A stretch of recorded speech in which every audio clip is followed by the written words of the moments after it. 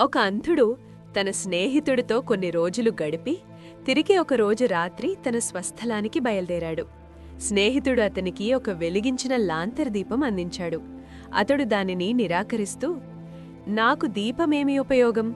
ఏటైనా ఒకటే కదా, గుడ్డివాడు దీపం పట్టుకోవడంలో లాభమేముంది అన్నాడు. ప్రియమిత్రమా, ఇది నీకోసం కాదు, నీ ఎదురుగా వస్తున్న వ్యక్తికి నువ్వు కనపడేందుకు.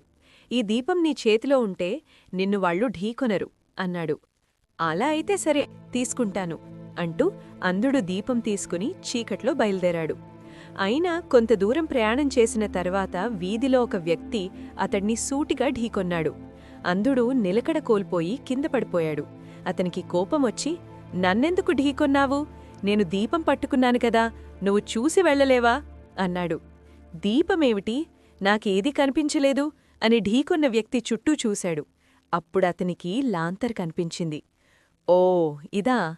కాని ఇది ఆరిపోయి చాలాసేపయింది మిత్రమా. ఈ కథను వివరిస్తూ సద్గురు ఇలా అన్నారు. ఆ వ్యక్తి చేతిలో దీపం ఉన్నది వెలుగునివ్వడానికి. అది ఆరిపోయిన తర్వాత కూడా దాన్ని పట్టుకుని వెళ్లడం అర్థంలేని పని. అలాగే మన జీవితాలలో మనం మొదలుపెట్టిన అనేక విషయాలు వాటి ప్రాథమిక ఉపయోగం కోల్పోయి ఇప్పుడు కేవలం ఆచారంగా మిగిలిపోయాయి. కర్ణాటకలో ఒక సంప్రదాయం ఉంది. ఎవరైనా ఇంట్లో అతిథికి మాంసాహారం వడ్డిస్తే అతనికి వడ్డించిన విస్తరి పక్కన ఒక రోకలి ఉంచుతారు. ఇలా చెయ్యడంలో ఉద్దేశమేమిటని నేనెందరినో అడిగాను, కాని వారికి తెలియదు. సంప్రదాయాలు క్షుణ్ణంగా తెలిసిన చాలామంది పెద్దలను అడిగిన తర్వాత నాకు విషయం తెలిసింది. చాలా కాలం క్రితం పళ్ళు కుట్టుకోవడానికి ఒక చిన్న పుల్లని విస్తరి పక్కన ఉంచడం సంప్రదాయంగా ఉండేది. ఆ పుల్లని మాంసాహారం తిన్న తర్వాత పంటి మధ్యన ఏదైనా ఇరుక్కుంటే తీసుకోవడానికి వీలుగా అందుబాటులో ఉంచేవారు. కొంత సమయం తర్వాత ఆ చిన్న పుల్ల బదులు ఓ కర్రను పెట్టడం మొదలుపెట్టారు. ఆ తర్వాత ఒక తెలివి తక్కువ వాడెవడో దాన్ని రోకలిగా మార్చాడు. ఎందుకు అన్న ప్రశ్న వేయకుండానే ఇదే అలవాటుగా మారిపోయింది. రోకలిని పళ్ళు కుట్టుకోవడానికి టూత్పిక్గా ఎవరైనా వాడుకోగలరా?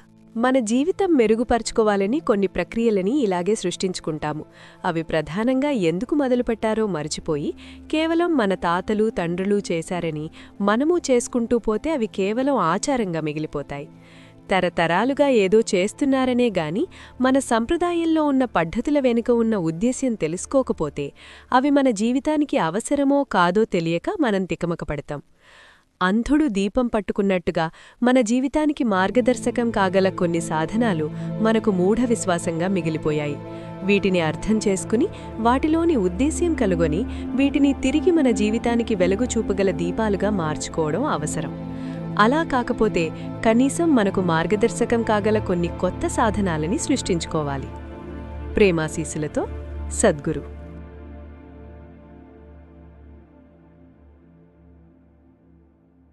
Subscribe to my channel.